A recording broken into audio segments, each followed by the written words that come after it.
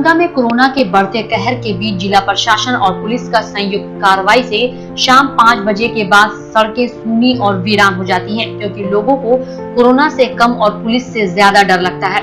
गौरतलब है कि विगत कुछ सप्ताह से जिला प्रशासन कोरोना के खतरे को देखकर लोगों को मास्क पहनकर बाजार में निकलने का सुझाव और निर्देश भी दिया था।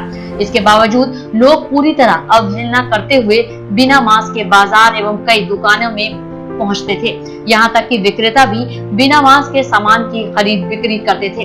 दरभंगा एसएसपी बाबूराम जब सड़क पर निकलकर कार्रवाई की, दुकानों को सील किया और जुर्माना वसूला, तो भी लोगों का ध्यान नहीं केंद्रित हुआ।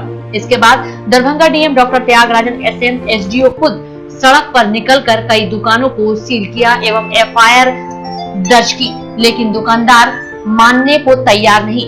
इसके बाद कड़ाई से जिला प्रशासन और पुलिस ने लॉकडाउन का पालन कराने का निर्देश दिया। इसके बाद शाम 5 बजे जब पुलिस की लाठियां चटकने लगी तो लोगों को कोरोना याद आने लगा। दरभंगा के सभी दुकान 5 बजे के बाद बंद हो जाती है। सड़कों पर 5 बजे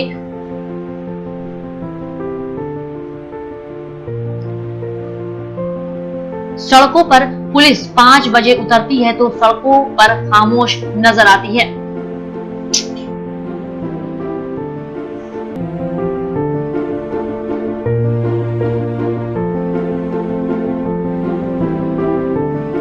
सड़कों पर पुलिस 5 बजे उतरती है तो सड़कें खामोश नजर आती है।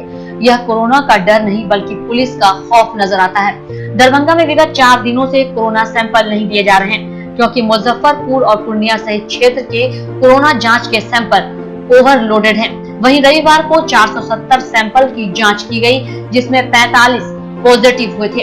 इसमें दरभंगा शहर से भारतीय जनता पार्टी के एक एमएलसी भी हैं, जिनको इलाज के लिए पटना भेजा गया है। दरभंगा डीएमसीएच के अभी 60 एक्टिव मरीज हैं। दरभंगा में कड़ाई से लॉकडाउन की आवश्यकता है, वरना दरभंगा का कोरोना विस्फोट आम लोगों के लिए खतरा का विषय बन जाएगा।